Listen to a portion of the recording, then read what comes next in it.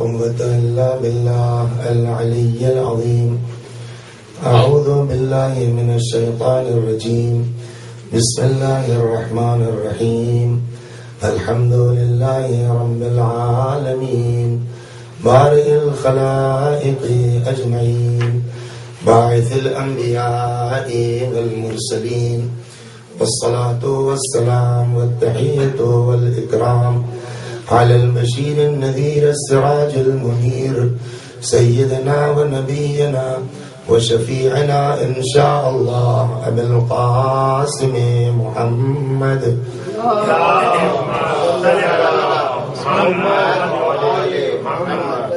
اللهم صل عليه وعلى أهل بيته مظاهر جمالك وجلالك الذين كلامهم نور وأمرهم رشد ووصيتهم التقوى وفعلهم الخير وعادتهم الإحسان وسجيتهم الكرم واللعن على أعدائهم الشادين فيهم المنحرفين عنهم أجمعين. أما بعد، صدق الله تعالى حيث يقول وهو أصدق القائلين وقوله الحق.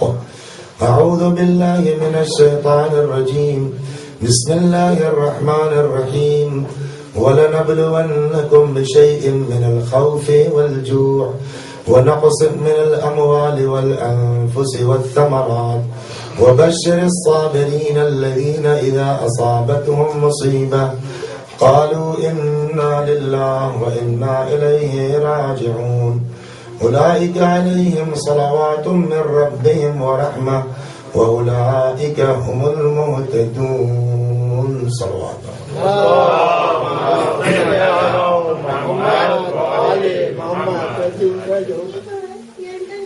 ارشاد ہو رہا ہے حضرت باری تعالیٰ کا کہ ضرور بے ضرور حتمن ہم تم سب کو آزمائیں گے بشیء من الخوف، کچھ تو خوف کے ذریعے سے، کچھ بھوک کے ذریعے سے، کچھ مال کی کمی کے ذریعے سے، کچھ نفسوں کے ذریعے سے، اور کچھ پھلوں کے ذریعے سے. اور پھر اس آزمائش میں اگر کوئی ایسا ہو کہ جو کہے انا للہ و انا الیہ راجعون، ہم سب خدا کے ہیں اور اسی خدا کی طرف پلٹ کے جانا ہے، تو آپ ان کو بشارت دے دیجئے کہ ان پر اللہ کی طرف سے صلوات نازل ہوتی ہے، رحمت نازل ہوتی ہے، اور یہی وہ لوگ ہیں جو صحیح معنی میں ہدایت یافتہ ہے. کہ آزمائش انسان کی خوف کے ذریعے ہوگی، خوف پر گفتگو ہوئی، بھوک پر گفتگو ہوئی، مال کی کمی کے ذریعے بھی امتحان ہو سکتا ہے انسان کا، اس پر گفتگو ہوئی. اب آج جو سب سے اہم بات ہے، قرآن نے بھی اس پر بہت تاکید کی ہے، وہ ہے نفس. سب سے موذی یہ نفس ہے، اور جس نے اپنے نفس پر قابو پا لیا وہی کامیاب ہے، اور جس کا نفس اس پر قابو پا لیا اس کو نجات مشکل ہے. چنانچہ بڑے بڑے لوگوں نے نفس کی شکایت کی ہے.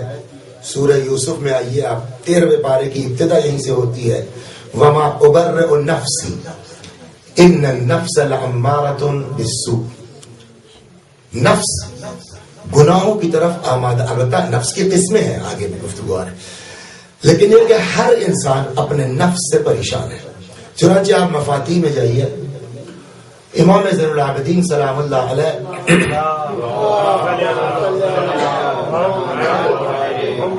کی 15 مناجاتیں ہیں، مفاتیح کے شروع میں آپ کو مل جائیں گی، چوتھے امام سے ہمارے. اور یہ جملہ میں بہت کہتا ہوں اپنی مجلسوں میں کہ واقعا بہت بڑا احسان اس اللہ کا ہے کہ جس نے ہم کو آل محمد سے وابستہ کر دیا.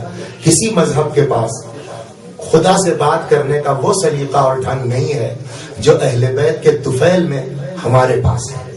چنانچہ اس مناجات خمسۃ عشر میں جب آپ جائیں گے، مناجات شاکی، کئی طرح کی مناجاتیں، 15 مناجاتیں ہیں، توبہ کرنے والوں کی مناجاتیں، امید لگانے والوں کی مناجاتیں، خوف والوں کی مناجاتیں، اس میں ایک مناجات ہے 15 مناجاتوں میں مناجات خمسۃ عشر، 15 مناجاتیں امام کی ہیں، جس میں ایک مناجات جس کو مناجات شاکین کہا جاتا ہے، اس میں بھی جو ہے وہ امام علیہ السلام کا فقرہ یہی ہے، الہی الیک اشکو نفسا بالسوء امارتن، پالنے والے ہم تیری بارگاہ میں شکوہ لے کر کے آئے ہیں اس نفس کا کہ بالسوء امارتن، کہ جو نفس انسان کو برائیوں کی طرف اکساتا ہے، برائیوں کی طرف آمادہ کرتا ہے۔ چنانچہ نفس کی قسموں میں اب قرآن بھی آئیے تو نجات کس کی ہے؟ اسی کی ہے جس کا نفس پاک ہو، والشمس وضحاها والقمر، ساری قسمیں قرآن مجید کھانے کے بعد ایک جملہ کہا جا رہا کیا؟ قد افلح من زکاہا، جس نجات اسی کی ہے جس نے نفس کو پاک کر لیا۔ یا سورہ اعلیٰ میں ہے سبح اسم ربک الاعلیٰ، وہاں بھی آخر میں جو ہے وہ یہ بات یہی آتی ہے قد افلح من تزکا، کامیاب وہی ہے کہ جس نے نفس کو اپنے پاک کیا۔ تو ساری برائیوں کی جڑ، ساری برائیوں کی بنیاد یہ انسان کا سرکش نفس ہے، اور اسی لیے اتنی ساری تعریفوں کے باوجود کہ جو انسان میدان جنگ میں جاتا ہے، لڑتا ہے، حتیٰ کہ پیغمبر کے ساتھ گیا ہے، اس کا معمولی مرتبہ ہے، وہاں سے بچ کے آ جائے تو غازی کہلائے، قتل ہو جائے تو شہید کہلائے۔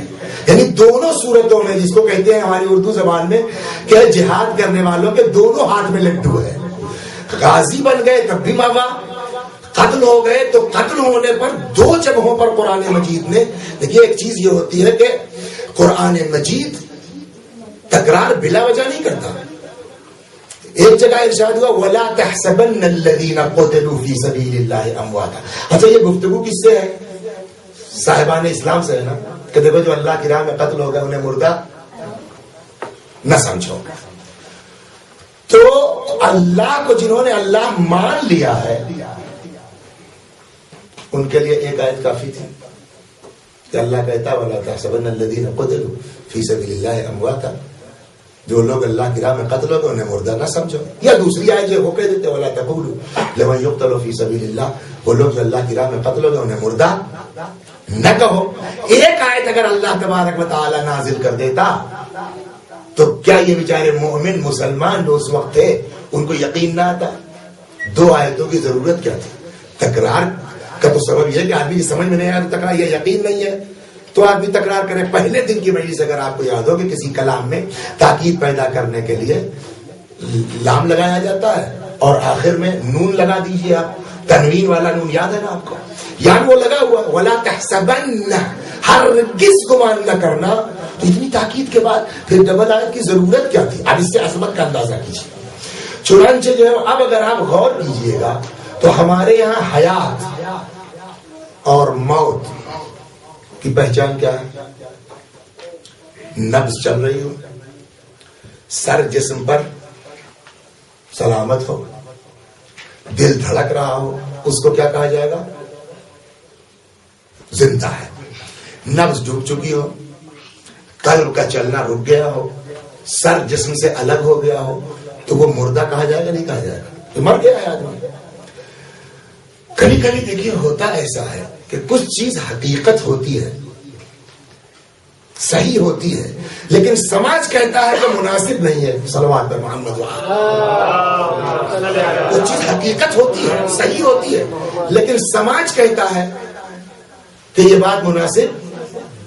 الیاس بھائی آپ کے والد کا کیا نام ہے؟ میں بھول رہا ہوں ذرا سا اس وقت۔ سید اعظم صفدر۔ جی سید اعظم صفدر۔ اعظم صفدر سلمہ۔ جیسے ہی ہم نے کہا سید اعظم صفدر سلمہ تو بہرحال باپ ہے۔ الیاس صاحب کا چہرہ، یہ کون سا طریقہ؟ بدتمیز آدمی، میرے باپ ہے وہ اور ان کو سلمہ کہہ رہا ہوں۔ میں نے کہا سلمہ کا مطلب کیا ہوا؟ اعظم صفدر سلمہ، اس وقت مجلس سب سے بزرگ ہے، معاف کیجیے۔ اعظم صفدر سلمہ کیا مطلب ہے؟ اللہ ان کو سلامت رکھے، یہی نہ ہوا؟ اچھا آپ سلمہ کے بجائے ہم کہتے ہیں سلام علیکم، تو اچھا لگتا ہے نا آپ کو؟ میں نے کہا بابا جو معنی سلام علیکم کے ہیں وہی معنی تو سلمہ کے ہیں. کیوں سلمہ کہنے پر برا لگا آپ کو؟ کیوں سلام علیکم کہنے برا نہیں لگا؟ دونوں دعائیں سلامتی ہے. کہ ٹھیک ہے دعائیں سلامتی دونوں ہے، لیکن ہمارے معاشرے میں سلمہ بچے کو کہا جاتا ہے، بڑے کو سلمہ کہنا بدتمیزی ہے. تو باوجود اس کے کہ سلمہ دعائیں سلامتی ہے مگر معاشرہ کہتا ہے کہ استعمال مناسب ہو گئی نا بات. تو ایک چیز ہے کہ لغت کچھ کہتی ہے، حقیقت کچھ ہے، سچائی کچھ ہے، مگر سماج بھی کوئی چیز ہے اور ہم کو سماج کو لے کر کے بھی چلنا پڑتا ہے. ایک سوال یہاں کر لیں کہ آیا سماج کے اوپر چلنا صحیح ہے یا غلط؟ دیکھیں 100% آپ نہیں کہہ سکتے. اس لیے کتنی چیزیں تھیں جس کو اسلام آیا ہے اور پیغمبر نے حلف الفضول اسلام سے پہلے کی چیز ہے، ان کا رواج تھا عربوں کا، اسلام نے آ کر کہا ٹھیک ہے. تو یہ سلمہ سماج کہہ رہا ہے، غلط ہے، چھوٹے کو نہیں کہنا چاہیے. تو ایک بات یہ طے ہوئی ہمارے آپ کے بیچ کہ کچھ چیزیں ہیں صحیح ہے لیکن معاشرتی اعتبار سے اس کا استعمال درست نہیں ہے. ٹھیک. اب یہاں آئیے صاحب جو ہے وہ نفس ڈوب چکی ہے، سر جدا ہو چکا ہے، قلب رک چکا ہے. سماجی اعتبار سے جو ہے وہ مردہ ہے کہ زندہ؟ مر گیا ہے نا آدمی. اب قرآن اگر ایک آیت کہہ دیتا کہ دیکھو وہ لوگ جو اللہ کی راہ میں قتل ہو گئے انہیں مردہ نہ کہو، وہ زندہ ہیں، تم نہیں سمجھ پا رہے ہو، تو آدمی کیا سمجھتا ہے؟ یہ سماجی اعتبار سے شہداء کے رسپیکٹ کے لیے یہ آیت آئی ہے کہ چونکہ انہوں نے ہماری راہ میں قربانی دی ہے لہذا ان کو جیسے ان کو سلمہ کہنا بدتمیزی ہے ویسے ہی کسی شہید کو مردہ کہنا بدتمیزی ہے، لہذا خبردار کسی شہید کو مردہ مت کہنا. اگر قرآن ایک آیت میں رک جاتا تو ہم حقیقت حیات کو نہ سمجھتے بلکہ یہ سمجھتے کہ فار ریسپیکٹ قرآن مجید نے کہا ہے کہ ان کو مردہ نہ کہو. قرآن مجید نے 2 آیتیں نازل کی. ایک میں کہا گیا لا تقولوا، مت کہو جو اللہ کی راہ میں قتل ہو گئے ہیں. ایک میں کہا گیا کہ ولا تحسبن، مت سوچو کہ جو اللہ کی راہ میں قتل ہو گئے ہیں کہ وہ مردہ ہے. یعنی شہید کا مرتبہ وہ ہے کہ نہ زبان سے کہہ سکتے ہیں آپ، نہ سوچ سکتے ہیں، زبان پر بھی پہرا ہے، فکر پر بھی پہرا ہے. جہاں قرآن 2 آیتوں میں یہ شرط لگا رہا ہو اس کے بعد شہید کی عظمت پر سوال ہو سکتا ہے. ٹھیک. اس کے باوجود اتنی عظمت کے باوجود، اور یہ بات کی بات نہیں پیغمبر کے زمانے کی بات ہے، جہاد سے پلٹے میں نے کہا دونوں ہاتھ میں لڈو ہے نا مجاہد کے، مار دیا تو جنتی، مر گئے تو جنتی. پیغمبر کے ساتھ چلے آ رہے ہیں. پیغمبر نے فرمایا کہ مرحباً، واہ سبحان اللہ ماشاء اللہ، چھوٹا جہاد کر کے آ گئے تم لوگ. پیغمبر فرمانے ماشاء اللہ سبحان اللہ، جہاد اصغر کر کے آ گئے تم لوگ. کسی نے پوچھا یا رسول اللہ یہ اتنی زحمت اٹھا کے اب لوگ آ رہے ہیں، یہ چھوٹا جہاد ہے تو بڑا جہاد کیا ہے؟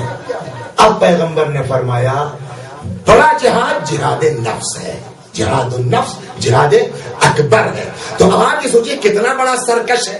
سامنے کے دشمن سے لڑنا اس کا مطلب اتنا ٹف نہیں ہے جتنا اندر کے دشمن سے لڑنا ہے. صلوات محمد اس نے کہا قرآن کہتا ہے وما ابرئ نفسی ان النفس لامارۃ بالسوء. ہم اپنے نفس کی جو ہے وہ کوئی تبرئہ نہیں کرتے. نفس جو ہے وہ سرکش ہے، امار. دیکھیے ایک ہے عامر اور ایک ہے امار. عالم کسے کہتے ہیں؟ جاننے والے. علامہ کسے کہتے ہیں؟ مگر کیا درگت ہوئی ہے اس لفظ کی کہ ہم جیسے جاہلوں کے لیے بھی آپ لوگ استعمال کرتے ہیں بھائی علامہ علی، علامہ طباطبائی ان بزرگوں کے لیے. تو اسی طریقے سے عامر حکم دینے والا، عمار بروز علامہ. عمار یعنی بہت زیادہ حکم دینے والا. تو یہ نفس ہے کہ جو انسان کو جو ہے وہ تباہیوں میں لے جاتا ہے. ایک طرف تو یہ ہوا. دوسری طرف یہ کہ اللہ کہتا کہ اسی نفس کے ذریعے سے ہم تم کو آزمائیں گے بھی کتنا اپنے کنٹرول میں رکھتے ہو. تیسری طرف شیطان نے بھی کہا ہے کہ ہم کو نکال تو رہے ہیں آپ لیکن یاد رکھیے ہم آپ کے بندوں کو بہکائیں گے ضرور. تو کئی طرف سے جو ہے اس کو سپورٹ بھی ہے. تو کیا کرے، کیسے بچے؟ جواب اس کا یہ ہے کہ ٹھیک ہے لیکن نفس صرف امارہ ہی نہیں ہے، اب یہاں پر جو ہے وہ جو بزرگوں نے قسمیں فرمائی ہیں وہ یہ ہے کہ نفس کی بنیادی طور کے اوپر 3 قسمیں ہیں. ایک ہے نفس امارہ، بلکہ پہلے مرحلے میں 2 ہے، جب اس میں جنگ تمام ہوگی تو تیسرا ڈیولپ ہو کے نکلے گا. ایک ہے 2 قسمیں ہیں نفس کی، ایک ہے نفس امارہ اور ایک ہے نفس لوامہ. نفس امارہ جیسا قرآن نے کہا کہ ان النفس لامارۃ بالسوء، یہ مستقل جو ہے وہ برائی پر اکساتا رہتا ہے. نفس لوامہ کیا ہے؟ لوم سے ہے. لوم یعنی ملامت کرنا. ہمارے آپ کے ساتھ سب کے ساتھ ہوتا ہے کہ کسی سے کوئی بات ہو گئی، اس کو 2-4 جملے کہہ دیے، اس کے بعد وہ بیچارہ کمزور آدمی تھا، اس نے چپ چاپ سن لیا، معاف کیجیے گا مولانا غلطی ہو گئی ہم سے. اب گئے گھر، لحاف کے اندر جب منہ ڈالا تب احساس ہوا کہ یار وہ بیچارہ مومن آدمی تھا. کبھی کبھی ہوتا ہے، سب کے ساتھ ہی ہوتا ہے، یار وہ مومن آدمی تھا، اس کے ساتھ ہم کو ایسا نہیں کرنا چاہیے تھا، یہ تم نے غلط کیا. یہ کون ہے جو ہم کو اکیلے میں، تنہائی میں، لحاف کے اندر جب کوئی نہیں ہے تو کون ہے جو ہم کو ٹوک رہا ہے کہ وسیعتاً تم کو ممبر سے یہ انداز نہیں اپنانا چاہیے تھا، مومن کی اہانت نہیں کرنی چاہیے تھی. وہ بیچارہ تو ممبر کے احترام میں جو ہے وہ خاموش رہا، اس کو تو ہو سکتا ہے اس کا ثواب مل جائے. تم کس کھاتے میں جاؤ گے، کہاں جاؤ گے، تم نے کیوں اس طرح سے کسی کو رسوا کیا، کسی کو ذلیل کیا. یہ کون ہے؟ اس کو کہتے ہیں نفس لوامہ، کہ دوسرا نفس ہے انسان کے اندر جو انسان کو مسلسل برائیوں پر ملامت کرتا رہتا ہے. اب یہاں کے اوپر یہ انسان کی اندر کی جنگ شروع ہو گئی ہے. ایک طرف نفس امارہ ہے اور ایک طرف نفس لوامہ ہے. نفس امارہ اکساتا ہے،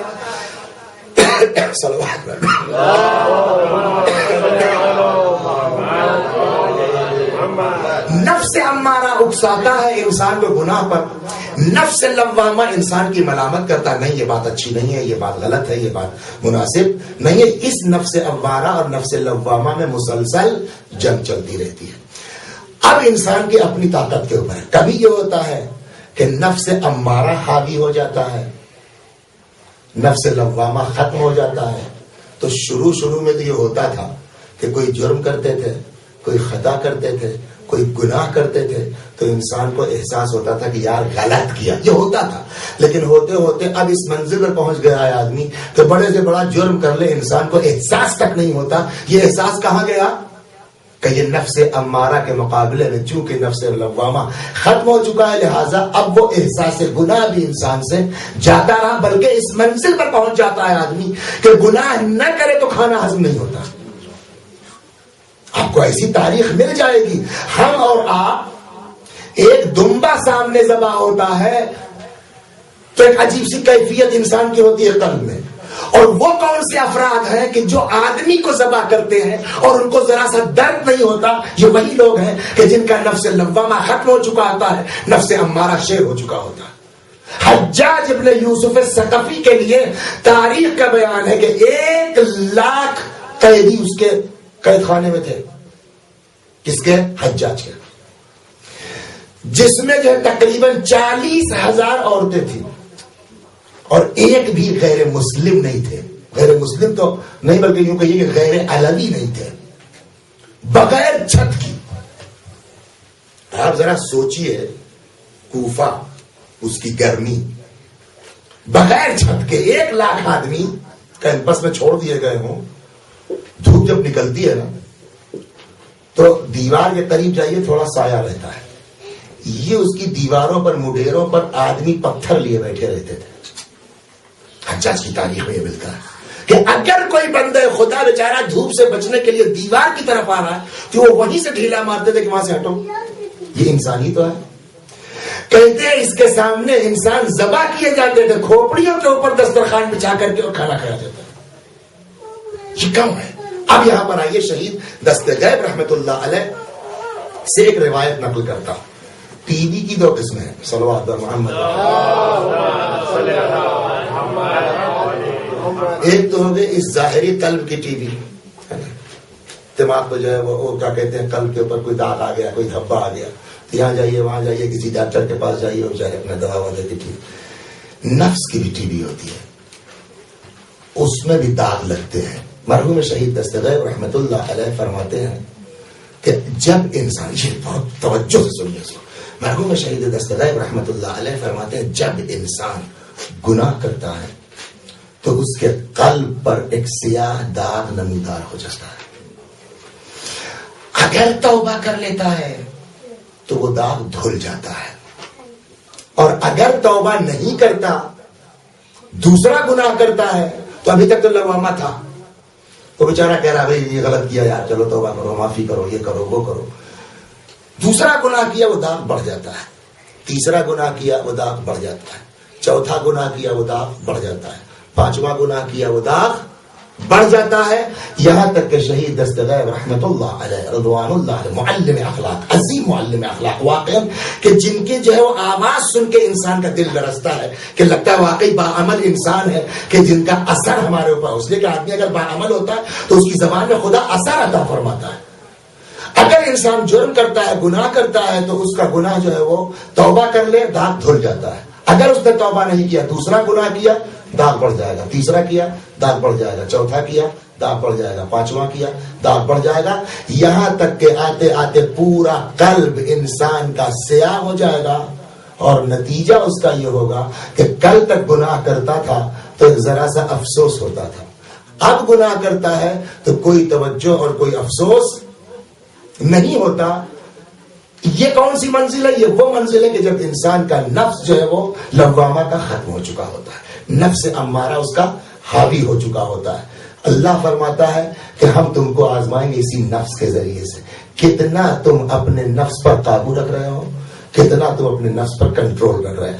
اب اگر انسان کی یہ جنگ، ایک طرف تو یہ ہوئی جنگ کہ جتنا جو ہے وہ نفس امارہ شیر ہوتا جائے گا، حاوی ہوتا جائے گا، اتنا ہی جو ہے وہ نفس لوامہ بیچارہ کمزور ہوتا جائے گا، ضعیف ہوتا جائے گا، ناتواں ہوتا جائے گا، یہاں تک کہ مر جائے گا، اور پھر انسان کو احساس گناہ بھی نہیں رہ پائے گا. الٹا ہو جاتا ہے کبھی کبھی کہ جب نفس لوامہ حاوی ہوتا ہے اور نفس امارہ کو زیر کرنا شروع کرتا ہے، دھیرے دھیرے دھیرے دھیرے دھیرے نفس امارہ تو ہے، ان النفس لامارۃ بالسوء، انسان اس نفس کی اصلاح کرتے کرتے کرتے کرتے کرتے کرتے یہاں تک کہ نفس امارہ کو جب مار لیتا ہے اور نفس لوامہ حاوی ہو جاتا ہے، تب تیسرا نفس جو ہے وہ ڈیولپ ہو کر کے نکل کے آتا ہے، جس کو قرآن کہتا ہے نفس مطمئنہ، کہ اب اس کے امارہ کا تصور ہی نہیں ہے، جو کچھ ہے اللہ کے لیے نفس مطمئنہ.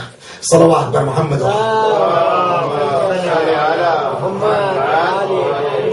اب ہم کیا کریں کہ اس نفس کو قابو میں رکھیں، کیا کریں کہ اس نفس کو کنٹرول میں رکھیں؟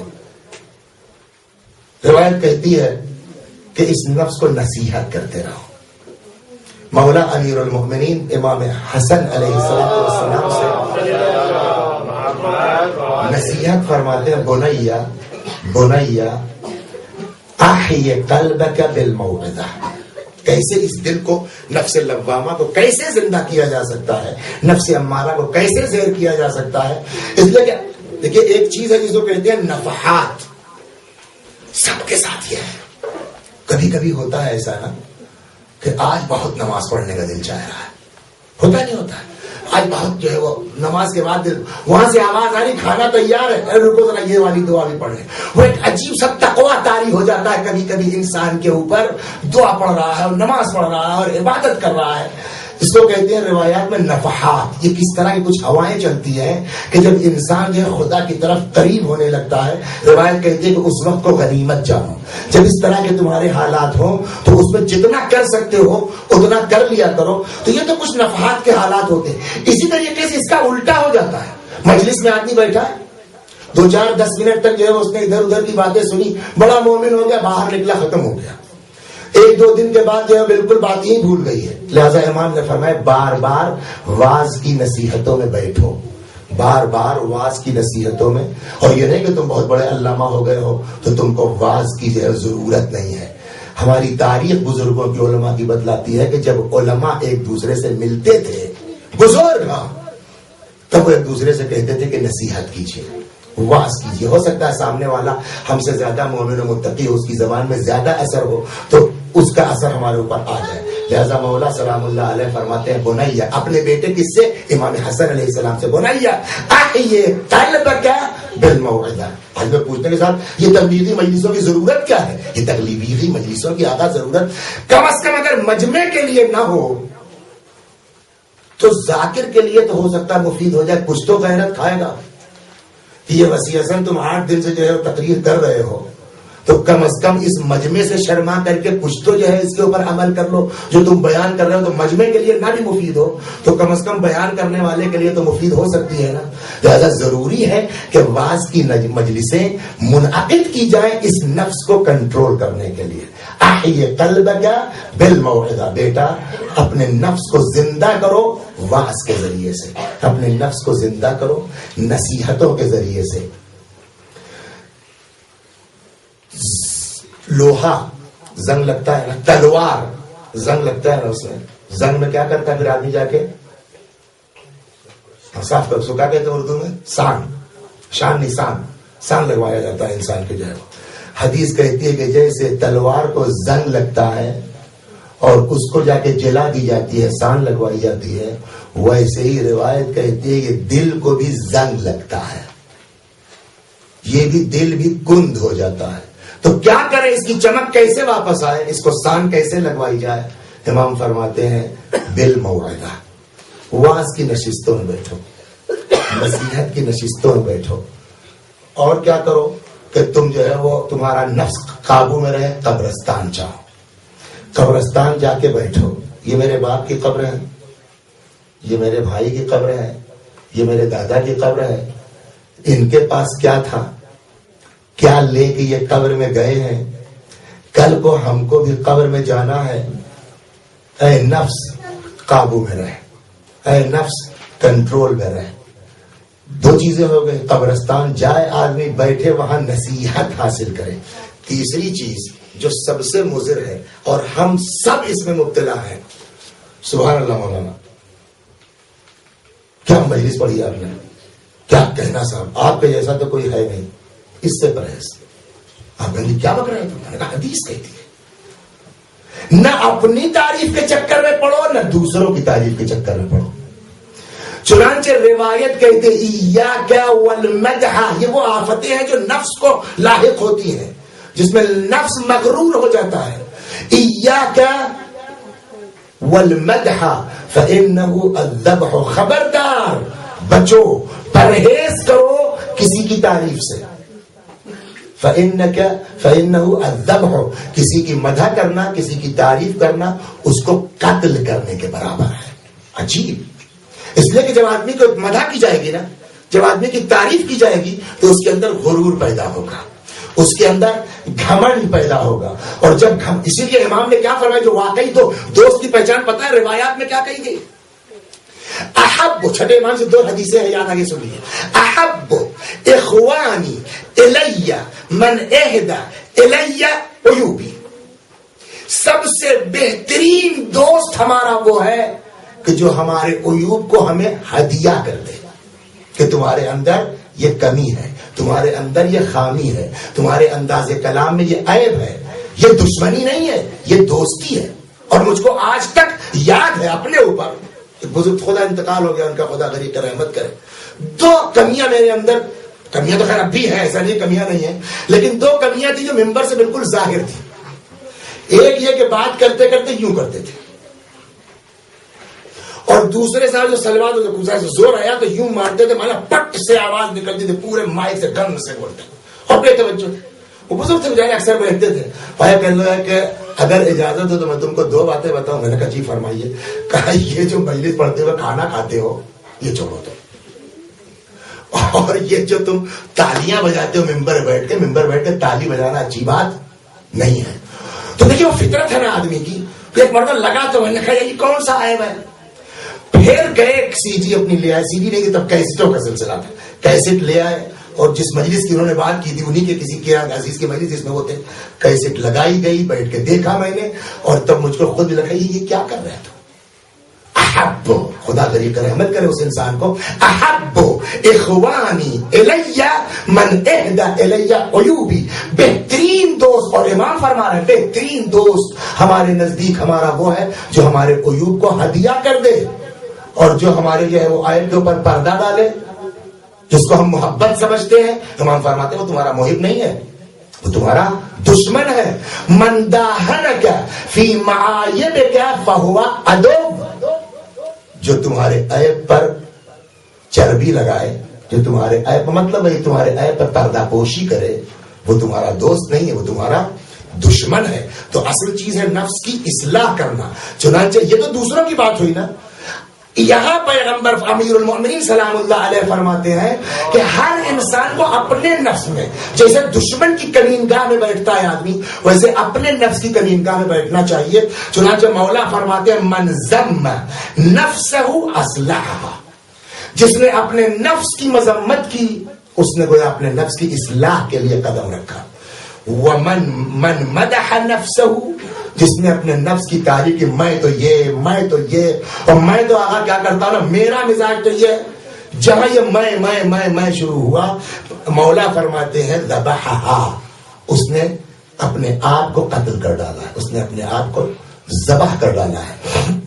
وَلَنَبْلُوَنَّكُمْ بِشَيْءٍ مِّنَ الْخَوْفِ وَالْجُوعِ، ہم تم سب کو آزمائیں گے خوف کے ذریعے سے، بھوک کے ذریعے سے، مال کی کمی کے ذریعے سے، اور سب سے اہم یہ ہے کہ نفس کے ذریعے سے۔ میں نے عرض کیا کہ اتنا بڑا جہاد جہاں آدمی کی جان کی بازی لگی ہے، اس کو پیغمبر نے فرمایا جہاد اصغر، اور یہ نفس اس کے لیے فرمایا جہاد اکبر۔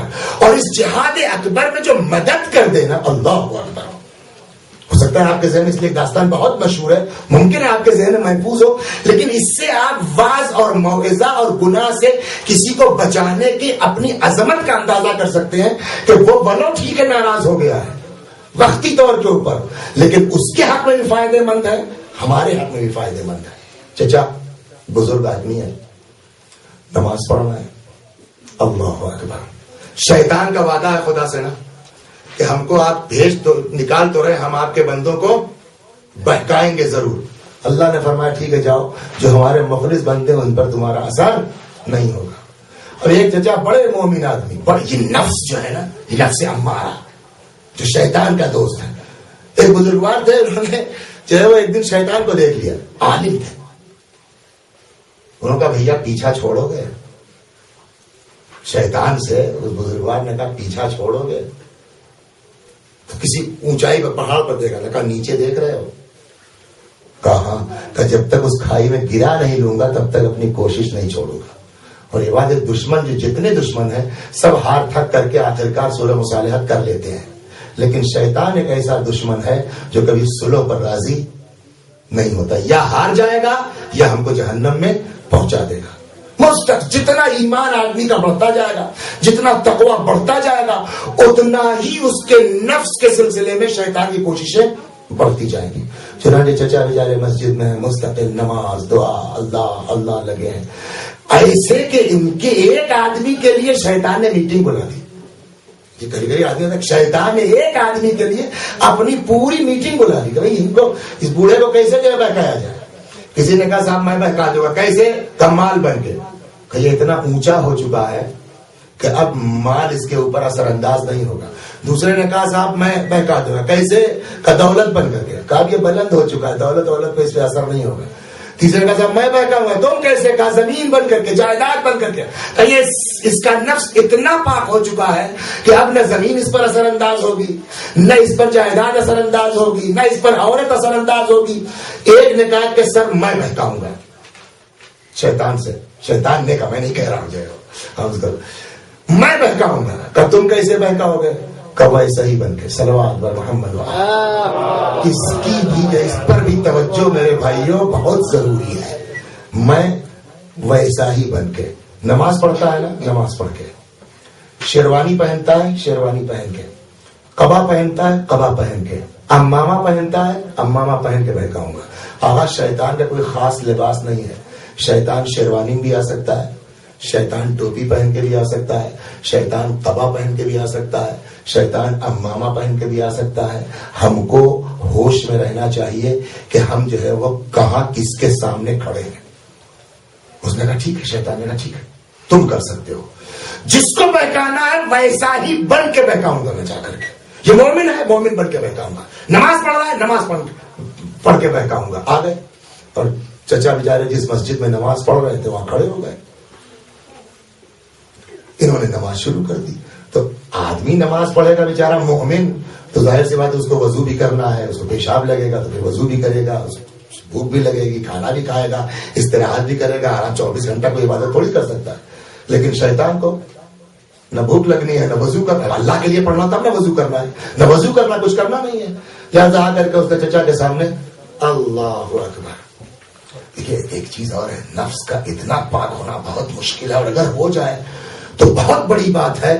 بہت مومن آدمی ہے، سارا اخلاص ہے اس وقت تک جب تک ہم اکیلے ہیں. جہاں ہمارے ہی جیسا سماج میں دوسرا بھی آدمی کام کرنے والا آ گیا تو اندر اپنے دل سے پوچھیے اب کیا فیل کر رہے ہیں.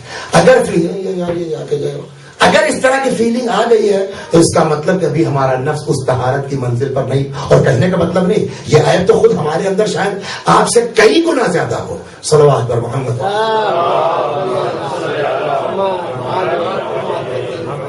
تو اب یہ ابھی تک تو اللہ اللہ کر رہے تھے. اب جو آ کر کے شیطان نے نماز شروع کی، اللہ اکبر، تو 2 پڑھی، 4 پڑھی، 10 پڑھی، 20 پڑھی، 25 پڑھی، جو بھی پڑھ لی. اچانک یار اس کو ہم دیکھ رہے ہیں کہ شام سے نماز پڑھ رہا ہے، نہ اس کا وضو ٹوٹ رہا ہے نہ کچھ. اب وہ اندر والا دل تھے مومن ضرور، لیکن یہ احساس ہے کہ مجھ سے زیادہ بڑا نمازی کون اس علاقے میں پیدا ہو گیا. یعنی ابھی وہ طہارت نہیں تھی. مجھ سے بڑا نمازی کون آ گیا، مجھ سے بڑا پرہیزگار کون آ گیا. اب یہ اپنی نماز روک دی، اب اسی کو دیکھ رہے ہیں. دیکھیے شیطان پہلے مرحلے میں تو کامیاب ہو گیا، کم از کم ان کو نماز سے روک لیا اس نے. اب یہ ان کو دیکھ رہے ہیں، 2 رکعت ہوئی، 4 رکعت ہوئی، السلام علیکم ورحمۃ. بھائی صاحب ڈسٹرب کرتے ہیں، اللہ اکبر. پھر اب خوب دیکھیے لوہا جو ہے اس پہ ماریے آپ، پھٹ پھٹ کچھ نہیں ہوگا، لیکن جب خوب سرخ ہو جائے گا تو ایک ضرب میں پتلا ہو جائے گا نا. اب ذرا خوب لوہے کو گرم کرتے رہا، گرم کرتے رہا. اب یہ جناب السلام علیکم جناب، جناب جناب. آخر جب خوب ہو گیا تو کیا ہے بھائی آپ نماز نہیں پڑھنے دیتے، ڈسٹربنس. جی فرمائیے کیا بات ہے. ہوگا صاحب نماز تو ہم بھی پڑھتے ہیں، عبادت تو ہم بھی کرتے ہیں، لیکن ہم تھکتے ہیں، ہماری کمر میں تکلیف ہوتی ہے، ہم آرام کرتے ہیں. آپ کو ہم وضو ٹوٹتا ہے، کھانا کھاتے ہیں، آپ کو ہم دیکھ رہے ہیں صاحب آپ جو ہے وہ کل ہی سے نماز پہ نماز پڑھے جا رہے ہیں، نہ آپ کو جو ہے وہ بھوک لگ رہی ہے، نہ آپ کو تھکان آ رہی ہے، نہ یہ ہو رہا ہے نہ وہ ہو رہا ہے. تو اس نے کہا اچھا اچھا اچھا اچھا سمجھ گئے تمہارا میٹر کہاں کر پڑا ہے. یہ بتاؤ کہ یہ تمہارا نماز میں دل نہیں لگتا نا، یہ کہنا چاہ رہے ہو. نہیں پڑھتا تو لیکن وہ آپ جس طرح سے ماشاءاللہ پڑھ رہے ہیں، نہ تھکن کا احساس ہے، نہ اس کا احساس، نہ اس کا احساس، وہ نہیں ہمارے پاس. اب تھکتے بھی ہیں، وضو ٹوٹتا ہے، بھوک لگتی ہے، کھانا. آپ کیسے آپ اس منزل میں پہنچ گئے کہ اللہ کے علاوہ آپ کو کچھ دکھائی نہیں دے رہا. ان کا وہ کچھ سمجھ رہا ہوں میں تمہاری بات کہ کیوں تمہارا دل نہیں لگ رہا ہے نماز عبادت میں. یہ بتاؤ تم نے کبھی گناہ کیا ہے؟ ان کا الحمدللہ، اتنا مومن آدمی ہے الحمدللہ. ایسا کوئی گناہ جو جان بوجھ سے کیا ہو میرے ذہن میں نہیں ہے. بات وہی ہے، سمجھ میں آ گیا چکر کیا ہے. گناہ تو کیا نہیں تم نے، تو جہنم کا خوف کیوں ہو؟ اور جہاں جہنم کا خوف نہیں ہوگا وہاں عبادت میں کیا لطف ہے؟ غلط تو کم میرے دل سے پوچھے، مجھ سے ہو گیا ایک گناہ زندگی میں، ایسا بے چین ہوں کہ پتہ نہیں اللہ معاف کرے گا نہیں معاف کرایا جائے، وہ اس کے لیے بے چین رہتا ہوں میں. نماز پہ نماز پڑھ رہا ہوں. اچھا تو ہم کیا کریں گا؟ تم کو دیکھو اگر چاہتے ہو کہ نماز میں دل لگے تمہارا تو تم بھی ایک گناہ کر لو، پھر دیکھو کیسا جو ہے خوف الہی میں تمہارا دل لگتا ہے نماز میں. اب یہ بیچارے جو ہے وہ کر لیں گے تو صاحب ہم کیا کریں، ہم کو تو یہ بھی نہیں آتا کون سا گناہ کریں. انہوں نے صاحب ایک جگہ کا پتہ دے دیا. کب چھوڑا آپ نے لکھنؤ؟ ہاں تو بھول گئے ہوں گے. صلوات پر محمد.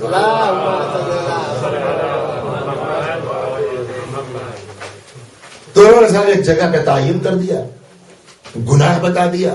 تھوڑا سا ممبر کا لحاظ بھی ہونا چاہیے. گناہ بھی بتا دیا، جگہ کا تعین بھی کر دیا. یہ وہاں پہنچ گئے جو گناہوں کا مرکز تھا، جو گناہوں کا اڈا تھا. وہاں جو اس اڈے کی سردار تھی، میرے خیال اب بات واضح ہو گئی. اس مرکز کی جو سردار تھی اس کو خبر ملی کہ جناب آئے ہیں فلاں مومن آدمی. آدمی مومن ہے، متقی ہے، پرہیزگار ہے، نمازی ہے، تو ہر طرف ان کا چرچا ہے. فلاں صاحب آئے. دیکھیے ایک جملہ کہوں، آپ کو یہ بھی سنیے. حدیث کہتے اتقوا مواضع التہمہ، تہمت کی جگہوں سے پرہیز کرو. بڑا شوق آپ کو ہے، دیکھیے امر بالمعروف اتنی تعلیم اگر اس کے شرائط ہیں، بڑا شوق ہے آپ کو نیکی کا حکم دینے کا، برائی کو منع کرنے کا، اس کے اپنے شرائط، اس کی اپنی جگہ ہے. شراب خانے چلے گئے آپ، کئی دن سے لگے ہوئے تھے کہ یہ لڑکا قوم کا ہے، شراب پیتا ہے، اس کو منع کرنا ہے. تو آپ لگے رہے کہ منع کب کریں گے، رگے ہاتھ پکڑ کے منع کریں گے. لگے رہے جیسے ہی وہ شراب خانے میں گھسا آپ بھی گھس گئے اور پکڑا اس کو. ہے بیٹا یہ بات مناسب نہیں ہے. اتنے میں کسی کو جو ہے وہ پاس کیمرہ تھا، امامہ لگا کے مولانا جو ہے وہ شراب خانے میں اس نے صاحب تصویر لی اور دوسرے دن صاحب فرنٹ پیج پر سارے صفحات پر تصویر آ گئی کہ صاحب جو ہے وہ وسیع حسن صاحب شراب خانے میں دیکھے گئے. اب آپ لاکھ فریاد کیجئے کہ بھیا میں کسی کو رنگے ہاتھ پکڑنے گیا تھا، میں کسی کو منع کرنے گیا تھا، میں کسی کو بچانے گیا تھا، کوئی آپ بدنام ہو گئے. دین کہتا ہے کہ ہم نے کب کہا تھا شراب خانے میں جا کے منع کرو؟ پہلے ہی ہم نے کہا اتقوا مواضع التہمہ، تہمت کی جگہوں سے پرہیز کرو. شراب سے منع کرنا تو اس کے گھر چلے جاتے، اپنے گھر بلا لیتے، کھانا کھلا دیتے، کھانے پر آ کر باتوں میں بات کر لیتے. اس لیے قرآن نے کہا ہے، پیغمبر سے کہا تمہاری اوقات کیا ہے؟ فذکر انما انت مذکر لست علیہم بمسیطر. آپ یاد دہانی کراتے رہیے، آپ کا کام یاد دہانی کرانا ہے. لست علیہم بمسیطر، ہم نے آپ کو دروغہ تھوڑی بنایا ہے.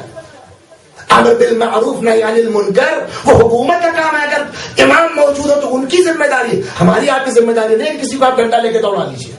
قرآن کہتا ہے ادعو الی سبیل ربک بالحکمۃ والموعظۃ الحسنہ، اللہ کی طرف بلاؤ حکمت کے ذریعے سے، اللہ کی طرف بلاؤ موعظہ حسنہ کے ذریعے سے.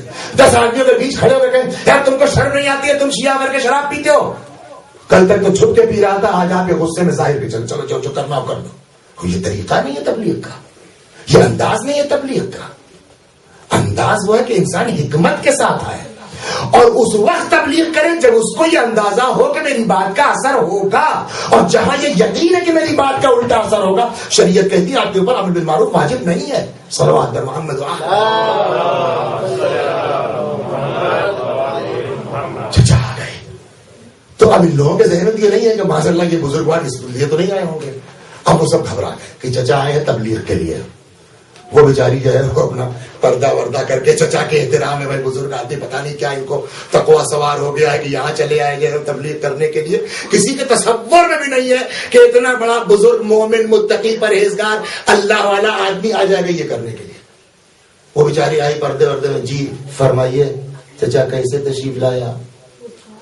انہوں نے کہا بھائی یہاں لوگ کیوں آتے ہیں؟ آپ خیریت کہنے لگا خیریت کیا؟ بس ہم بھی انسانیت ہے نا. آپ جیسا مومن آدمی جس کا دین ایمان تقوی مشہور ہے پورے علاقے میں، یہ کہاں سے ہو گیا؟ تب ان کے اللہ کو دیکھے بچانا تھا کہ یہ جملہ نکل گیا. کچھ اللہ بھی، انسان خود مومن بنا رہے نا تو اللہ بھی کہیں کہیں انسان کی حفاظت کرتا ہے، قدرت بھی یہ انتظام کرتی. ان کے منہ سے نکل گیا. اس میں چکر یہ ہے کہ وہ گناہ ونا کیا نہیں تو نماز میں مزہ نہیں آتا ہمارے. کہنے لگی چچا یہ کیا کہہ رہے ہیں آپ؟ یہ کس نے سمجھا دیا آپ کو کہ مزہ نہیں آتا تو گناہ کر لیے تاکہ نماز میں مزہ آئے؟ اب یہ کھول گئے. کل وہ مسجد میں یا جہاں بھی وہ ایک صاحب تھے وہ ہمیں بڑی نماز دعا کرتے تھے تو ہم نے ان سے پوچھا تو انہوں نے یہ بتایا. یہ وہاں موجود تھے. دیکھیے صلاحیت کے بارے میں یہ کیا، یہ وہاں موجود تھے، شیطان کے بغل میں رہے، نماز پڑھتے رہے اور شیطان کو پہچان نہیں سکے. وہ گناہوں کے دلدل میں ہے، دیکھا نہیں، صرف چچا کے اس جملے سے پکڑ لیا کہ شیطان ہوگا. کیا کل وہ نماز بہت پڑھتے تھے، ان سے میں نے پوچھا تو انہوں نے کہا بھائی تم نے چونکہ گناہ نہیں کیا اس لیے تمہارا دل نہیں لگ رہا ہے تو تم بھی ایک گناہ کر لو. میرا چچا کس کی بات میں آ گیا؟ کیا ہوا؟ وہ مومن ہے. مومن کہاں تھے؟ شیطان تھا. وہ رک جائیے یہاں پر. مومن کہاں تھے؟ شیطان ہے. وہ یہ ساتھ میں رہے ہیں، نماز پڑھی نہیں پکڑ پائے اور وہ گناہوں کے مرکز اور دلدل میں رہ کر کے ایک جملے سے اس نے پکڑ لیا کہ شیطان. کہ تم کیسے کہہ سکتی ہو شیطان ہے؟ جواب اور سب کی سمجھ میں آنے والا ہے. کہا چچا گناہگار ضرور ہوں، آپ کے اتنے جو ہے پاک تو نہیں ہوں، لیکن اتنی عقل میرے پاس ہے کہ کوئی مومن آدمی کسی مومن کو گناہ کا مشورہ نہیں دے سکتا. گناہ کا مشورہ دینے کا مطلب یہ ہے کہ وہ انسان نہیں تھا، شیطان تھا. ہاں تمہاری بات تو سمجھ میں آتی ہے. ایک بات یہ تو ہو گئی کہ وہ شیطان تھا.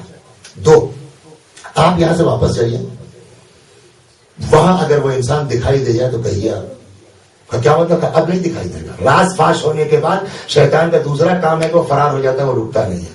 اب آئیے آپ سے گفتگو کریں. آپ گناہ کرنے کیوں آئے ہیں؟ تاکہ عبادت میں دل لگے نا.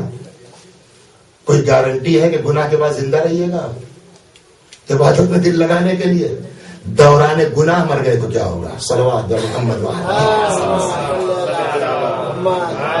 تو کہتے ہیں دیکھیں عمر سعد جو پھنسا ہے اسی میں پھنسا ہے. شروع میں جب اس کو کہا گیا رہے کہ حکومت کا پروانہ دیا گیا اور کہا ابن زیاد نے کہ جاؤ حسین کا قتل کر دو، کہا کیا حسین کا قتل؟ میں نہیں ہو سکتا. ابن زیاد نے کہا لائیے پرچی واپس کیجیے. اب جب حکومت جو ہے وہ جانے لگی رہے گی تو کہ ذرا سا مہلت دے دیجیے. پھنسا کہاں آ کر کے؟ شیطان نے یہی پھنسایا اس کو آ کر کے. رات بھر ٹہلتا رہا اور سوچتا رہا. کہتے ہیں جنت ہے، نعمتیں ہیں، دوزخ ہے، غل یدین ہے، ہتکڑیاں ہیں، بیڑیاں ہیں، عذاب ہے، مگر رائے کی حکومت میری آرزو ہے، مگر حسین نواسے پیغمبر ہے. یہ رات بھر جنگ کرتا رہا اپنے میں.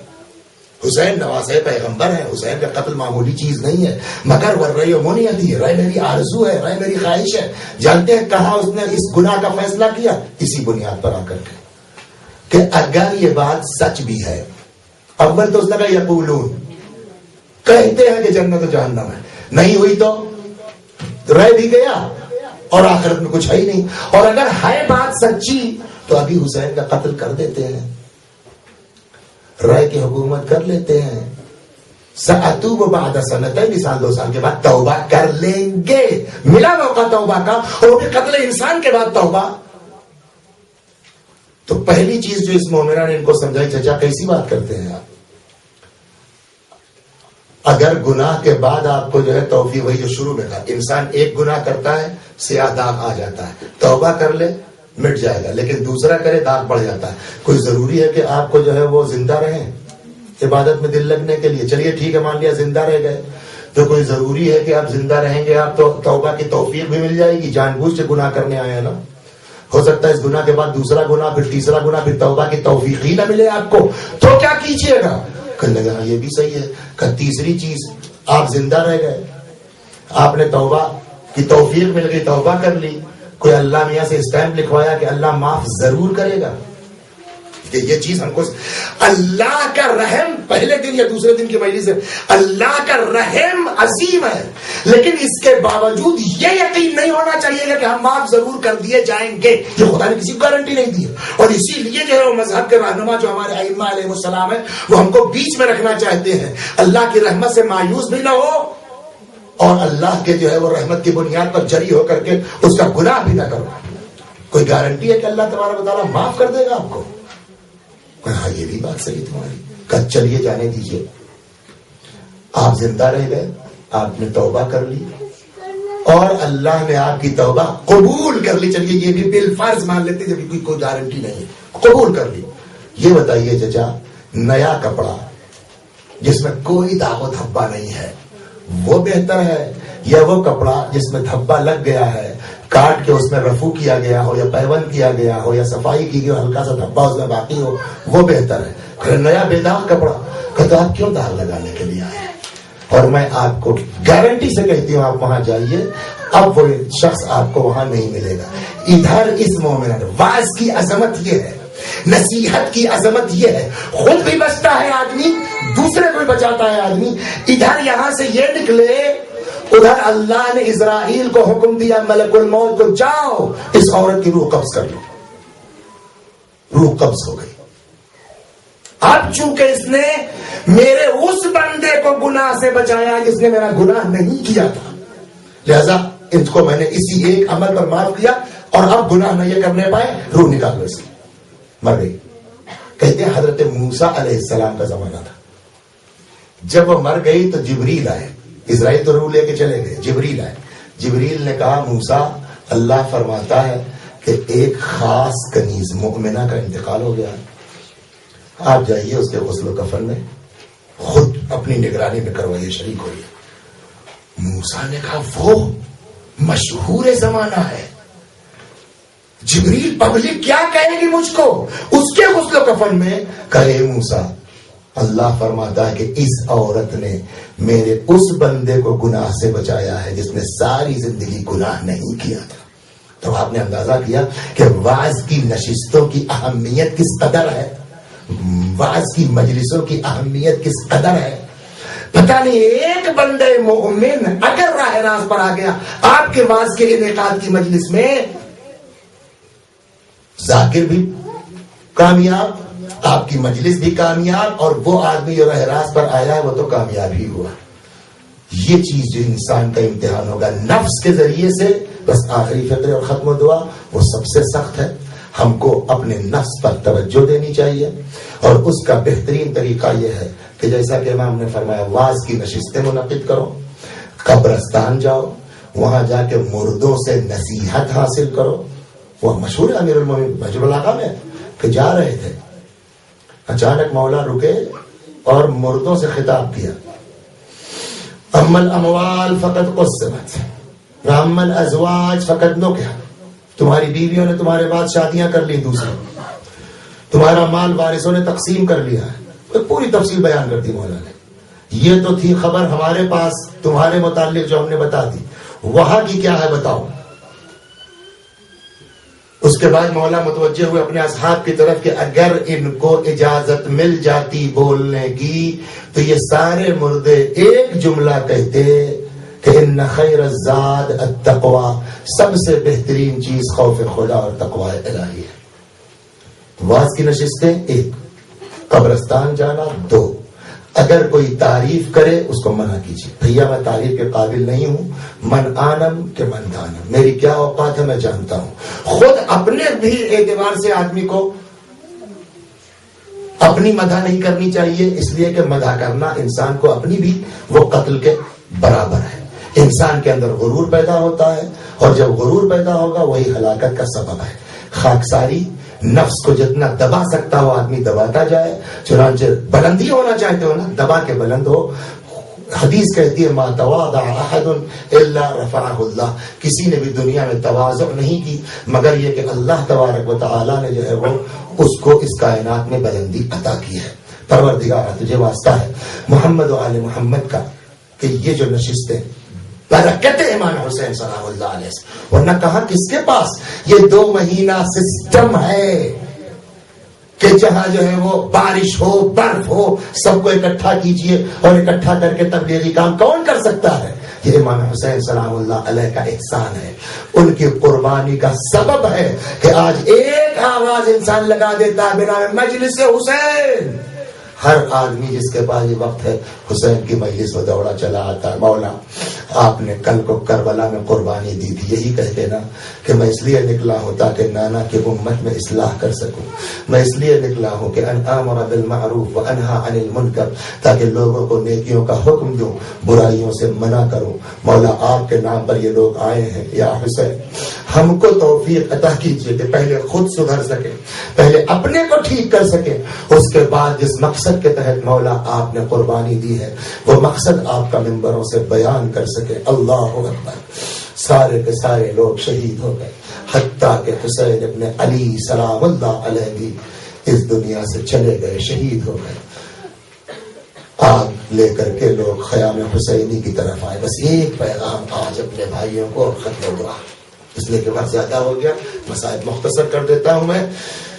خیموں میں آگ لگ گئی, خیمے جلنا شروع ہوئے, بیبیاں ایک خیمے سے دوسرے خیمے میں, دوسرے خیمے سے تیسرے خیمے میں. کہتے ہیں کہ جب خیمے قریب قریب جل چکے, جناب زینب آئیں جناب امام سجاد کے پاس, بیٹا تم امام وقت ہو, بتاؤ جل کر جان دے دیں یا نکل جائیں. علیکن بالفرار, وہ بھی اماں جان کا بچانا واجب ہے. اللہ اکبر. بچوں، حتیٰ کہ 4 سال کی بچی ہے اس ہنگامے میں جس کے کرتے میں دامن میں آگ لگی ہے۔ اللہ اکبر۔ حمید ابن مسلم کہتا ہے کہ میں نے دیکھا سارے خیمے جل چکے تھے، ایک خیمہ تھا جس میں آگ اس بری طرح لگی ہوئی تھی کہ شعلے آسمان سے باتیں کر رہے تھے۔ خیمہ جل رہا تھا، شعلے بھڑک رہے تھے آسمان کی طرف۔ حمید کہتا ہے میں نے کیا دیکھا کہ بی بی اس خیمے کے سامنے کھڑی ہے، آسمان کی طرف دیکھتی ہے اور ہاتھ اس طرح ملتی ہے۔ اسے کافی افسوس نہیں ہوتا، ہاتھ اس طرح ملتی ہے آسمان کی طرف دیکھتے، کچھ عجیب بے چینی کی کیفیت تھی۔ میں اس بی بی کے پاس آیا، میں نے کہا بی بی کیا کوئی بہت قیمتی چیز آپ کی اس خیمے میں رہ گئی ہے؟ ایک جملہ فرمایا، یا شیخ ان لنا علیلا فی الخیمہ، اس خیمے میں میرا ایک بیمار رہ گیا ہے جو نہ اٹھ سکتا ہے، جو نہ بیٹھ سکتا ہے۔ اللہ اکبر۔ اس کے باوجود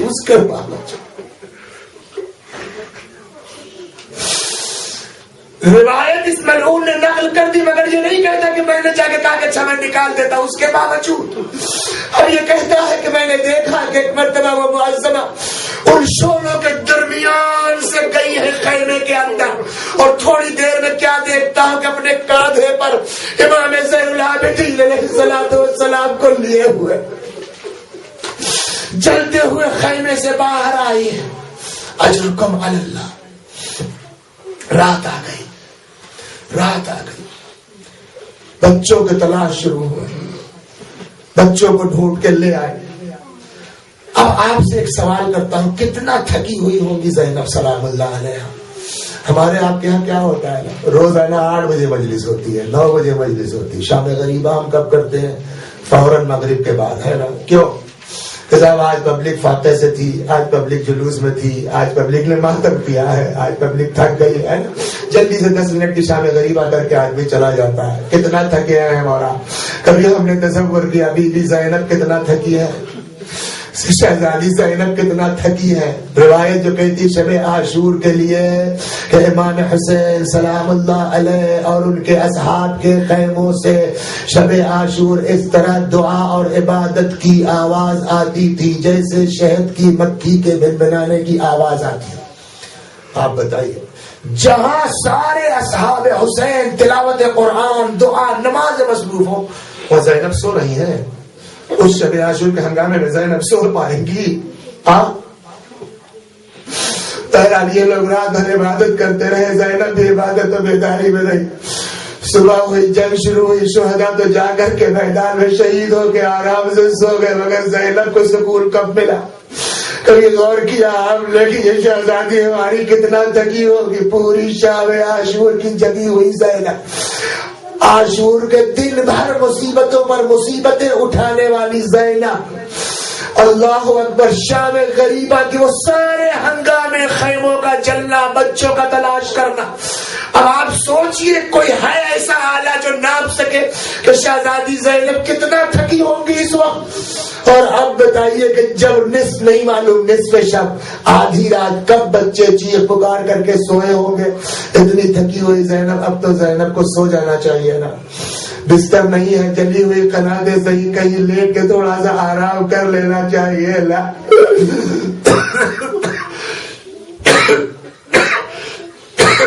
میرے بھائیوں، یہ پیغام لے کے جاؤ اپنے گھر، اپنے گھر والوں کو بتاؤ کہ زینب کیا تھی، اتنی تھکی ہوئی زینب۔ روایت کہتی ہے کہ جب سب سو گئے، آدھی رات تھی، نہیں معلوم کیا وقت تھا، جناب زینب، تاریخ روایت کا جملہ ہے کہ بی بی زینب کی نماز شب کبھی قضا نہیں ہوئی حتی فی لیلت 11 من المحرم، یہاں تک کہ شب 11 شام غریبہ میں بھی جب سارے بچے سو گئے ہیں، زینب سلام اللہ علیہا بارگاہ الہی میں آدھی رات کے بعد کھڑی ہے، ربنا اغفر لی ولوالدی۔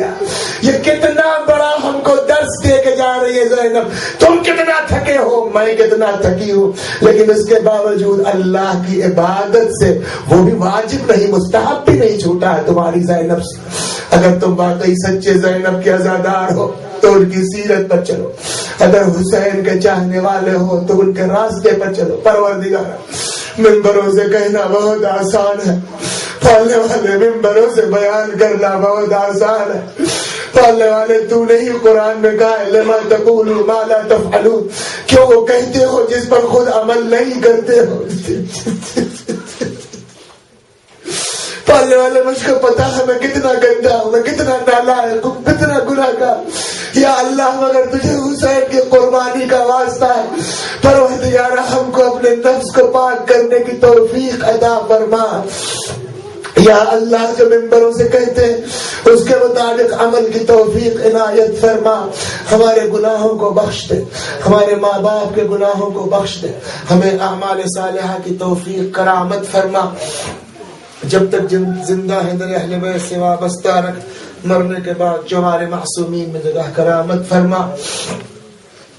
ہم سب کو اس دنیا میں قبر حسین کی زیارت, آخرت میں شفاعت حسین نصیب فرما. ہمارے مولا, ہمارے آقا, ہمارے مالک, ہمارے صاحب, ہمارے سید و سردار امام زمانہ کو ہم سے راضی اور خوشنود فرما.